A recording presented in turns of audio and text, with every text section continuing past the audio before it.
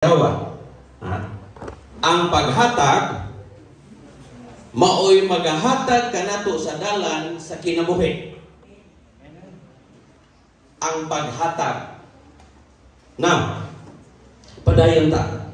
Ang storya makaigsonan na kini makita sa 1 Kings 17, 8-24. Tingali ang tanan sa ato kanapang kabisado na ani o nakapalo na tani. This is the story of Elijah samtang siya gitawag sa Dios. Ang primero nga pagtawag sa Dios sa iya, giingnan siya, Elijah, go to, asa ka dito siya gipato? Sa sapa, sa Chireth. Okay. Go to the brook Chireth. Dito ka mapuyo tungod kay ang hari na sugo kanimo. Dito ka mapuyo o akong gisugo ang unsa? Ang uwak. Pagkawa hinungdan ba kung sa atong mga pinulungan karon ba? Nganong ang uwak mangyod ang nasugo sa Dios? Di ba? Nganong ang uwak mangyod may nasugo sa Dios? Akong gisugo ang uwak nga mao'y magdala kanimo og pagkaon buntag ug hapon samtang naa kanito. Just imagine that. Dunay katuyuan ng Dios. Dunay purpose ang Dios. Sama sa tanan kanato karon, dunay purpose sa Dios ngano si Elijah gipadala dito, gibutang dito aron siya makalikay sa katalagman. And the Lord nagsugo siya sa usa ka langgam. Nindot mo ta ubang langgam, dapat sa parang ubang langgam. Pero manong uwak mong yun. Anyway, the record shows 1 Kings 17, 8-24 that Elijah, because of his faith, tungod kay si matinuohon sa Dios, may gugmaon sa Dios. Ang versikulo 9 nagaingon, arise, go to Zarephath which belong to Sidon, and dwell there. See, I have commanded a widow there to provide for you. From brook Chireth, kung atong basahon ang Biblia sa 1 King, human nagpuyo si Elijah dito for how many days? Sa pila ka adlaw, ang brook Chireth dried up, nahubsan. O kung nga human nahubas ang brook Chireth, nagkamanda po si Ginoong Hesus ngadto kang Elijah tindog og lakaw ngadto sa dapit sa Zarephath, belongs to Sidon. Dito ka mopuyo, and see, I have commanded a widow there to provide for you. Meaning, walay giingon nga hatagan ti ka og supply dito, walay giingon ang Ginoo nga ako kang patulugon dito maayo, apan ang giingon sa Dios lakaw. Sa atong kapanahonan karon ba? The Lord is calling us to go. And ang atong tubag permi, I will go. Apan kumusta man ang atong paglakaw. When Jesus called Elijah to arise and go to Zarephath, nagwa siya gidwala siya nagduha-duha kundi niadto siya sa maong dapit bisan wa siya kaila, because God's command is very important for him. Wa siya kay balo dito o kinsa ning bayhana. Apan kung atong basahon ang Biblia, nagapahayag dito nga samtang ka mulakaw dito, muunsa? Ang versikulo G's, so he arose and went to Zarephath, and when he came to the gate of the city, indeed, what? A widow was there gathering sticks. Tabanon ba nga una-una? Kuya Rolly, nausang ni Ginoo, ipani ko niya dinhi kay naibabay magatiman sa ako. Nausang ni sticks, kagad may sticks and hindi pamuha. Makapakaon ka ni siya sa ako. Diba? Tawanan mo na. But because God told him to go, niadto siya, diha pa lang sa gate daan, iyan ang nakita ang widow, iyan ang nakita ang babaeng balog. Nga nagunsa, nakuha og gagmay nga mga kahoy. Meaning, kung ato mo nauna-on, gamay kay lutuon kay Rolly, di ba? Kay og daghan pa o tatong lutuon, nakuha siya mga palwa nga kahoy. Dagko nga kahoy kay na ay lutuon, para sa inyong ihimo, di ganina. Grabe itong kahoy diha, kay pating dagko ang kaldero. Di ba? But the woman is gathering sticks, gagmay. The secret is obedience.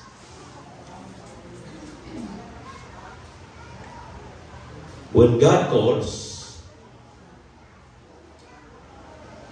He has a purpose. When God calls, He has a purpose. And we need to obey the call of God because He has a purpose when He calls us. Diba? Ato ng sabton. That when God calls us to be one of the church member of the Seventh-day Adventists, God wants us to obey and to work for Him because He has a work for us to do. Kung sa buhata tayo, mangguna ba ka ha? Magdaro ba ka ha? O kung sa buhata? What is the mission that God is given us? Kung sa may mission na to, ha? Dili Negros Oriental Secure Mission, ha? Ang mission na gihatag sa Dios sa matag-usakan nato is to preach and to bring the gospel into the whole world. And the Lord wants us to participate that work nga iyang gibilin sa matag-usa. Let us all remember that. Dili lang kay pagpabautismo, dili lang pag-ani sa iglesia, matag Miyerkules, matag Biyernes, matag Sabado, kundi God has a purpose for us that we will bring His message to the people around. Aron sila makaangkon po sa kaluwasan ng gitanyag sa Diyos. And so he arose and went to Sarepta, and when he came to the gate of the city, indeed the widow was there gathering sticks. Obedience is the key. Next, sa atong pagsunod sa Diyos, let us demand Him for His companionship. Dili lang kay, kaya ko na Ginoo, ang pag-adto dito, ang pagbuhat ko na, kaya na ko na, ako na himo. No. Let us demand for God to accompany us. Nagaingon ang versikulo 13, and Elijah said to her, do not fear, ayaw kahadlo. Go and do as you have said, but make me a small cake from it first. Ang versikulo 12 kung atong basahon, nag-istorya siya sa mga babae o kunya nangayo siya tubig. Paglakaw sa babae, kinagkuhang tubig, iyang gitawag. Isa ka Diyot, sister. Sa ako pang lolo sa una, kaya akong lolo mga ligya ay man o ganabang tambal nga ininsik pa. Kanya kuyog-kuyugon, biniyang mga apo. Pagkuyog na mga apo, at mga bukid, mga balay-balay, maabot na gani ng mga alas 11:50 o quarter to 12. Muna na yan, magikadlokan, pero ulit.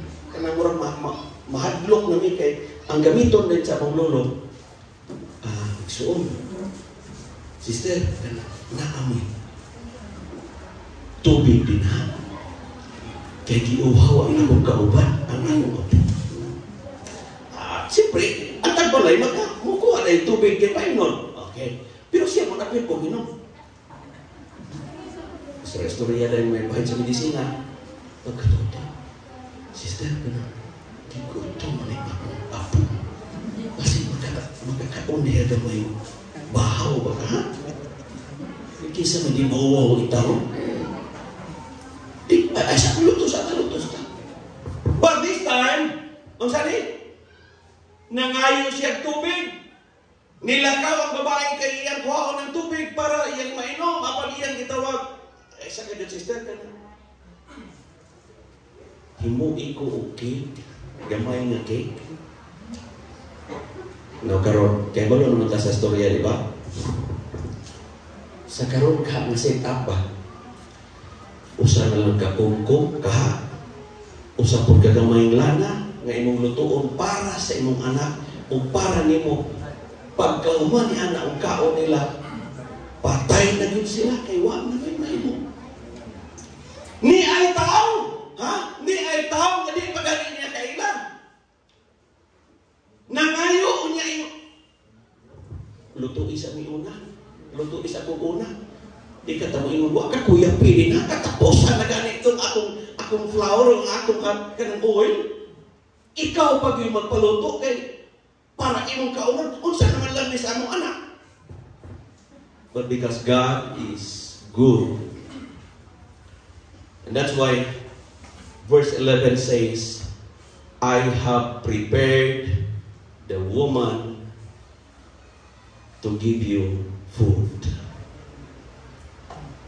Di pa kay istoryahan na sa Ginoo ang mga babae. And that's why, wa siya maglamay, nisunod siya sa mando sa Dios nga gihatag kaniya, nilakaw siya, bisan siguro, wa mapalikod sa Biblia, bisan siguro na sa una-una, kusing kasing, naunsa ni Ginoo nagtawag sa ako.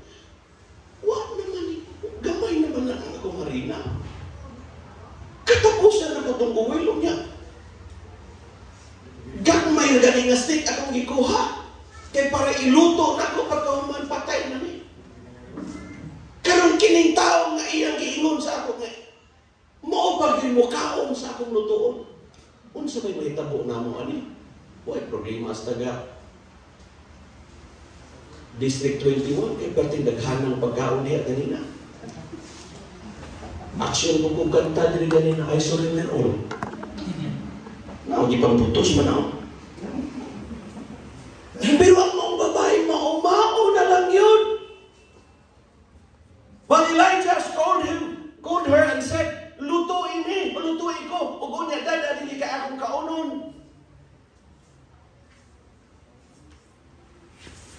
But make me a small cake from it first, and bring it to me, and afterward make some for yourselves and your son. Yeah, bro? Pwede ko mo iwan ang babae tayo baka naunsa man kain tao. Kaya paano ba kaya katapusan itong gamay harina na ko? Nga akong lutoon, o niya mo ingon pagka nga human mo kaon, palutoon ko para sa akong anak, o sa pamay akong lutoon, nga katapusan naman to. But he followed the command of God. Wala siya mahadlong. And that's why the title, Giving is the Way to Life. Third, the faith of the widow. Ang pagtuo sa babaeng balo. Versikulo 15, so she went away and did according to the word of Elijah, and she and he and her household ate for many days. Kung atong basahon ng Biblia, that's why I'd like to encourage all of you, all of us to please read.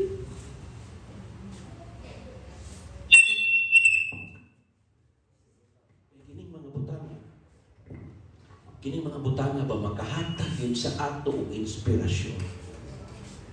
nga bisan o gamay na lang yun, dili di ay rason nga makahatag ta sa atong silingan. Amen? Hindi ito mahadlo kay na ay Ginoo nato. Dato. Andan mo motabang kung kita mutugyan po sa atong kaugalingon o kasikasan. Versikulo 16, the bean of flour was not used up. This is the promise of the Lord. I will supply all your needs according to God's riches. Giluto niya ang katapusan ng harina. Giluto niya ang katapusan ng oil. Sa pagbalik niya, tungkol kay gisugo siya ni Elijah, go! O pagluto,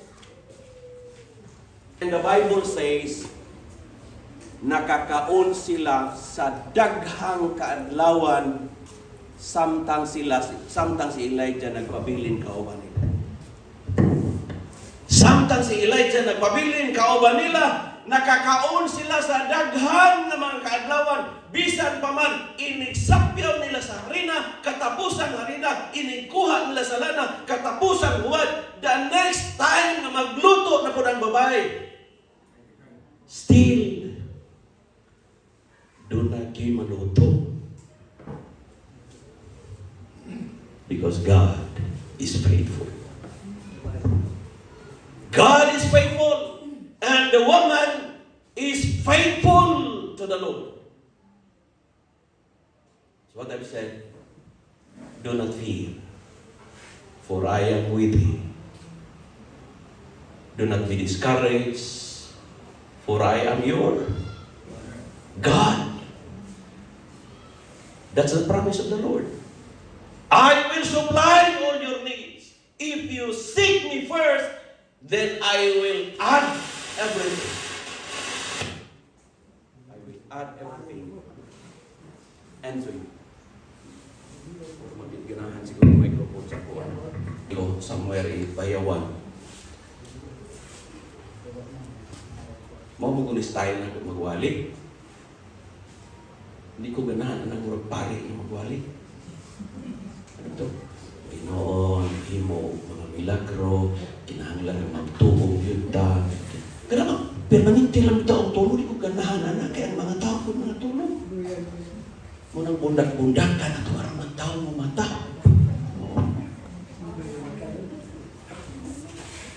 The bean of flour was not used up, nor did the jar of oil run dry.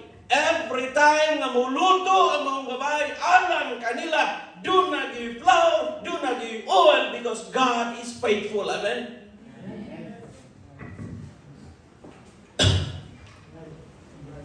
The jar of oil, wala gyud mohubas, and according to the word of the Lord, which He spoke to Elijah. Ikalima, giving is the way to live. What if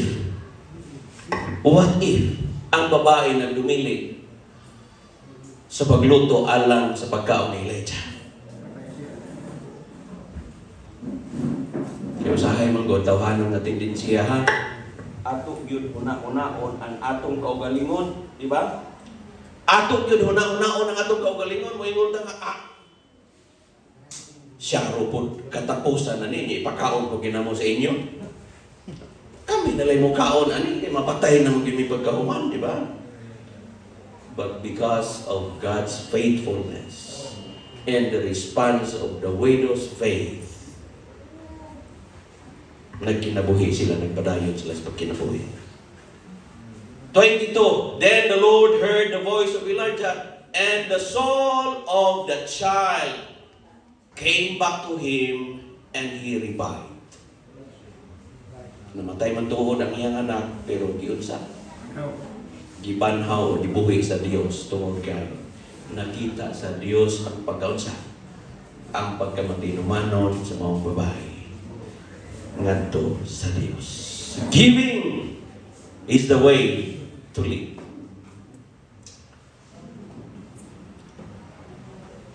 With obedience comes blessings. This is the promise of the Lord. And I hope all of us will always remember. With obedience comes blessings. With faith comes miracles. With giving comes life. Adunay panultihon si Winston Churchill. We make a living by what we get. Of course, tawhanon gina siya. We make a life by what we give. We make a living by what we get, but we make a life by what we give. Another person, Frederick Lenz, selfless giving is the art of living. Selfless giving is the art of living.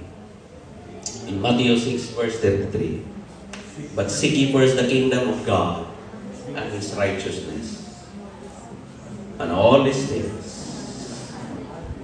Wag gimingon diha ba nga ang portion of these things now, and all these things will be added unto us. The way to live is to give our heart